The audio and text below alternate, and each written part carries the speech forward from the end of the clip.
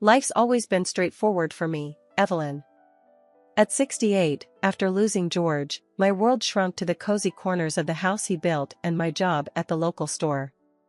But it ain't all gloom. My son, Daniel, is my beacon of pride. Working his way up in a big-shot investment firm, he's done well for himself, better than I could have dreamed. Then came Sophia, Daniel's shiny new wife. Picture perfect, she was everything society stamps with a seal of approval: beauty, brains, and a background dripping with privilege. I was thrilled, to be honest. Daniel seemed happy, and that's all that mattered to me. One lazy Sunday, Daniel brought her over for dinner, a sort of informal welcome to the family. I had spent the better part of the day fussing over the roast and setting the table just right, wanting everything to be perfect. "Mom, this is Sophia." Daniel introduced us, his arm around her like she was a prize he'd won. "Nice to finally meet you, Mrs. Evans," Sophia said, her voice smooth as silk but somehow lacking warmth. She handed me a bouquet of flowers, expensive-looking ones, not the kind you pick up from the corner store. "Please, call me Evelyn." "And those are lovely, thank you," I said, putting them in water. I wanted to find some common ground, make her feel at home. Dinner was a dance of awkward silences and forced conversations. Daniel tried to bridge the gap, bless his heart, talking about work, the house, anything to keep the chatter going. "So, Sophia, Daniel tells me you're quite the traveler. Been anywhere exciting recently?" I asked, trying to sound as interested as I could. "Oh, you know, the usual spots. Paris, Milan, Tokyo. It's all pretty standard, really," she replied, a hint of boredom in her voice as if she'd done it all 100 times over. I chuckled, a bit too loudly. "The farthest I've traveled is the state fair. Can't say I've had the pleasure of seeing much beyond our little town here." Sophia gave me a look, one of those "oh, you poor thing" glances, and I felt a pinch in my heart. Daniel noticed, jumping in with a change of topic. "Mom's the best saleswoman the store's ever seen, though. She could sell ice to an Eskimo," he said, trying to lighten the mood. Sophia smiled, but it didn't reach her eyes. "That's quaint. Must be a real skill," she said, her tone suggesting anything but admiration. The evening dragged on, with me trying to crack through Sophia's polished exterior and her giving nothing away. It was like talking to a wall, a very pretty wall, but cold and unyielding nonetheless. After they left, Daniel lingered for a moment. "Thanks for dinner, Mom. I know Sophia can be a bit, you know, but she means well," he said, looking a bit embarrassed. "I know, dear. She's just adjusting, that's all." "Give it time," I reassured him, though deep down, I wondered if Sophia and I would ever truly get along. Lying in bed that night, I couldn't shake off a feeling of unease. Sophia was now part of our family, whether I liked it or not. I had always dreamed of having a daughter-in-law, someone to share laughs and secrets with, but this wasn't quite what I had pictured. A few weeks after the dinner, Daniel had to travel for work, leaving Sophia to fend for herself. He asked me to keep her company, and I thought, why not? Might be good for us. Little did I know, it'd open my eyes to a whole new side of Sophia.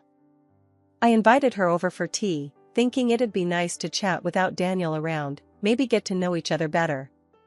She arrived looking like she stepped out of a fashion magazine, while there I was, in my usual sweater and jeans combo. "Thanks for having me over, Evelyn," she said, her voice lacking the warmth I hoped for. "Of course, dear. I thought it'd be nice to spend some time together, just us girls," I replied, pouring her a cup of tea. We sat in the living room, surrounded by the knickknacks and photos that made up my life story. I started talking about Daniel, thinking it'd be something we both cared about. You know, Daniel was always such a curious child. Always asking questions, wanting to know how things worked, I said, chuckling at the memories. Sophia sipped her tea, her face blank. I suppose that's interesting. But really, I don't see the point in dwelling on the past. It's not like it changes anything," she replied, her tone sharp. I was taken aback, but tried not to show it. Well, I just thought it's nice to remember where we come from, helps us appreciate what we have now. She rolled her eyes, setting her cup down with a little too much force. Look, Evelyn, I get that you're trying to bond or whatever, but honestly, I don't see the value in these old stories. I mean, considering your background, I'm surprised Daniel turned out as well as he did. Her words felt like a slap in the face. I struggled to maintain my composure, not wanting to stoop to her level. And what's that supposed to mean, Sophia? I asked, my voice steady, despite the anger boiling inside. She shrugged, a smug look on her face. Nothing really. It's just, you're from a different world than us. Daniel's done well for himself, despite his humble beginnings. The room grew tense, the air thick with unspoken words and brewing conflict. I wanted to scream, to tell her off, but I bit my tongue. Daniel didn't need us at each other's throats. Sophia, I've always wanted what's best for Daniel. I've supported him every step of the way, and I'll continue to do so. I don't appreciate your insinuations, I said, my voice calm but firm. She laughed, a cold, harsh sound. Oh, please. Spare me the self-righteous act. It's clear you're just clinging to Daniel because you've got nothing else. It's pathetic, really. I stood up, my hands trembling with rage. I think it's best if you leave now. We clearly have nothing more to discuss. Sophia stood, smoothing her dress with an air of indifference. Fine by me. This was a waste of time anyway. Just remember, Evelyn, Daniel's mine now. You'd do well to keep your distance. She walked out, leaving me standing there, seething yet heartbroken. How could my son be married to someone so cruel? I worried about him, about what this meant for our family.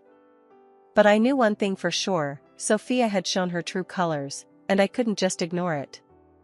After that tea disaster, things between me and Sophia went from chilly to outright frosty. Daniel was stuck in the middle, bless him, trying to play peacemaker in a war he didn't start. The real storm brewed the day Daniel decided to help me out with a bit of money for some repairs around the house. The old roof was leaking like a sieve, and I mentioned it offhand during one of his visits. Don't worry, Mom. I'll sort it out, Daniel had said, always the problem solver. He left a check on the kitchen table before he left, a gesture that warmed my heart but lit a fuse somewhere else. A couple of days later, Sophia cornered me at a family gathering, her eyes shooting daggers. Evelyn, a word? She hissed, pulling me aside with a grip that meant business.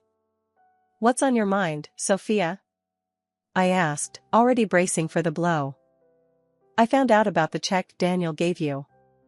Don't you think it's a bit tacky, taking money from your son? Especially when he's got his own family to think about now. She spat the words out like they were poison. I was taken aback, not just by her nerve, but by the accusation itself. Listen here, Sophia. Daniel offered. I didn't ask for a dime. He's my son, and if he wants to help, that's his choice. Sophia scoffed. Oh, please. You've got him wrapped around your finger, don't you? It's pathetic, really. You milking him for every penny. The words stung, but I stood my ground. It ain't like that, and deep down, you know it. But if you're so concerned, maybe you should talk to Daniel about it. He's a grown man. He makes his own decisions. Her face twisted into a sneer. Oh, I will. And I'll make sure he sees this for what it is. You're nothing but a leech, Evelyn. And I won't stand by and watch you bleed my husband dry. I was about to give her a piece of my mind, but then I saw Daniel, looking at us from across the room, a puzzled frown on his face. I didn't want to make a scene, not there, not in front of everyone. Whatever you say, Sophia. But remember, family is family. And Daniel is my son before he's your husband. Don't you forget that, I said quietly, turning away from her smug face.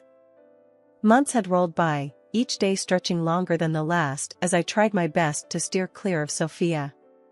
It wasn't out of fear, mind you, but more of a peacekeeping mission on my behalf. Then, out of the blue, Daniel and his wife decided to grace my humble abode with their presence. Sophia's mood was as stormy as a winter sky, her face set in a scowl that would sour milk. Daniel, ever the beacon of positivity, seemed oblivious to the dark clouds hovering over us. "Hey, Mom. I'm planning a big birthday bash at our place next Saturday. You've gotta be there. It just won't be the same without you," he announced, his usual enthusiasm undimmed by Sophia's glower. As they were about to leave, Sophia lagged behind, ensuring her next words were for my ears alone. "You know, Evelyn, it really wouldn't matter if you skipped my party. Nobody would miss you. The guest list is pretty exclusive, important people, not your crowd. You'd stick out like a sore thumb, embarrass yourself even. You don't belong there, with your simplistic views and manners." Her words were like a slap in the face, but they lit a fire in me instead of knocking me down. This had gone too far. Sophia's insults were becoming more pointed, her disdain more openly cruel. It was high time I took a stand. I decided then and there to start documenting her barbs, every single snide comment and disdainful glance. But I wasn't about to show my hand just yet. This collection of insults would be my secret weapon, kept in the shadows until the right moment came to light. I plastered on a smile, though it felt more like a grimace. "Oh, don't you worry about me, Sophia. I wouldn't miss your party for the world," I responded, my voice steady though inside I seethed. The drive in me to stand up to Sophia's bullying was stronger than ever. But more than that, I wanted Daniel to see the true colors of the woman he had married. Not out of spite, but out of a desperate hope for my son, to recognize the toxic presence in his life. The air was crisp and filled with the scent of autumn as I made my way to Daniel's house, the apple pie cradled in my arms like a delicate treasure. It was his favorite, a recipe passed down through generations, perfected over a lifetime of birthdays and celebrations. Despite the warmth of the pie against my skin, a cold knot of apprehension settled in my stomach, knowing Sophia's disdain awaited me. As I stepped through the door, the buzz of the party greeted me, a stark contrast to the storm brewing within. Daniel's smile was a beacon in the sea of unfamiliar faces, his happiness momentarily dispelling my worries. "Mom, you made it. And you brought the pie." His enthusiasm was infectious, but it flickered out as soon as Sophia appeared by his side. Sophia's eyes narrowed at the sight of the homemade pie, her lips curling into a sneer. "Oh, how rustic of you, Evelyn. Bringing a homemade pie to a birthday party. How quaint," she said, loud enough for her nearby friend to overhear, her tone dripping with sarcasm. Her friend, catching on to Sophia's mood, chuckled dismissively. "Really, Evelyn, you shouldn't have bothered. We have a caterer for that." The laughter that followed from her circle felt like a slap in the face. Retreating to a corner, I fumbled with my phone, the decision to record her cruelty solidifying with each passing second. As I discreetly pressed the record button, my heart pounded, not just from fear, but from a growing sense of injustice. I forced a smile, placing the pie on the table, my hands trembling. "It's Daniel's favorite. I thought it would be a nice touch," I replied, trying to keep my voice steady. Sophia leaned in, her voice a venomous whisper meant for my ears alone. "Well, next time, maybe consider that we have standards here. I doubt anyone will even touch it. Might as well feed it to the pigs." Throughout the evening, Sophia's jabs came quick and relentless. "Evelyn, darling, that dress is a throwback, isn't it? To what era, I can't quite place. You really should try and keep up with the times. There's a thing called fashion, you know," she remarked loudly, her friends snickering in agreement. Trying to mingle, I complimented a guest on her dress, only for Sophia to interject. "Yes, it's lovely, isn't it? Something Evelyn here wouldn't know much about. But we can't all have taste, can we?" The night dragged on, each minute stretching into eternity. Sophia's words, each more cutting than the last, echoed in my ears, a relentless assault on my dignity. Honestly, Evelyn, it's a miracle Daniel turned out so well, coming from, well, you know. But I suppose we all have our crosses to bear, she said, a mocking sympathy in her eyes. As I prepared to leave, my spirit battered but not broken, Sophia delivered her parting shot. Evelyn, really, it's been enlightening having you here. But perhaps next time, consider if you really fit in with our crowd. It's important to know your place, after all. The drive home was a blur, tears streaming down my face, not just from the hurt but from a deep-seated anger at the injustice of it all. My phone lay beside me, a silent witness to Sophia's true nature, every harsh word and mocking laugh captured within its memory. The Thanksgiving dinner was more than a feast, it was my battleground, the stage for a revelation that had simmered beneath the surface for too long. The house was filled with the aroma of roasted turkey and the chatter of arriving guests, a mask for the tension that knotted my stomach. As the evening unfolded, Sophia maintained her polished facade, exchanging pleasantries with the guests, her laughter a little too bright, her smiles a tad too strained. Daniel was by her side, the perfect host, unaware of the storm brewing on the horizon. Once everyone had settled, plates heaped with food, the moment I had been dreading and anticipating in equal measure arrived. Clearing my throat, I stood, glass in hand, the room gradually falling silent in expectation of a toast. I want to thank everyone for being here today. I began, my voice steady, despite the tremors that shook my hands. Thanksgiving is a time for gratitude, for family, and for reflection on the blessings we have. Sophia's gaze was fixed on me, a smirk playing at the corner of her lips, as if challenging me to step out of the line she had drawn in the sand. I've always believed in the goodness of people, in the strength of family bonds, I continued, locking eyes with her for a moment before turning to Daniel. I'm grateful for my son, for the man he has become, and for the love he has always shown me. A pause, a deep breath, and then I plunged into the heart of the storm. But sometimes, we are tested. Not just by the circumstances of life, but by the people who enter our lives. We learn that not everyone shares the same values of kindness, respect, and humility. Murmurs filled the room, curious glances exchanged. Sophia's face had drained of color, her eyes darting nervously. It has come to my attention, I pressed on, that not everyone thinks I belong in this family. That my ways are too simple, my dress too outdated, and my presence an embarrassment. A collective gasp rose from the table, eyes now wide, fixed on Sophia, who looked as if she wished the ground would swallow her whole. I've always believed in facing things head-on, in honesty and integrity. So, it pains me to share this, I said, my voice quivering with emotion as I reached into my pocket, pulling out my phone. I've recorded some of these sentiments. Not out of malice, but out of a need for truth. With a trembling finger, I played the clips, Sophia's voice, unmistakably clear, spewing venom and disdain. The room was deathly silent, the only sound Sophia's voice echoing her true feelings, her insults, her lack of respect for me, for the family traditions, and for the values I held dear. As the recording stopped, I looked around at the shocked faces, then at Daniel, whose expression was a mix of horror and disbelief. Sophia was on her feet now, her chair pushed back with a clatter, her face a mask of fury and humiliation. This is what I've faced, I said softly, the room hanging on my every word. I don't seek vengeance, only understanding, and perhaps, a bit of empathy. Sophia fled the room, her departure a silent admission of guilt, leaving a wake of stunned silence. The guests, once jovial and engaged in light-hearted banter, now looked on with a mix of horror and disappointment. Sophia's parents, particularly, seemed crushed under the weight of their daughter's actions, their faces etched with deep shame. I can't believe what we've just heard, Sophia's father said, his voice barely above a whisper, his eyes wet with unshed tears. We're so sorry, Evelyn. We had no idea our daughter could be so cruel. Her mother added, her own voice choked with emotion. This isn't the girl we raised. To be so hypocritical, so petty, we're deeply ashamed.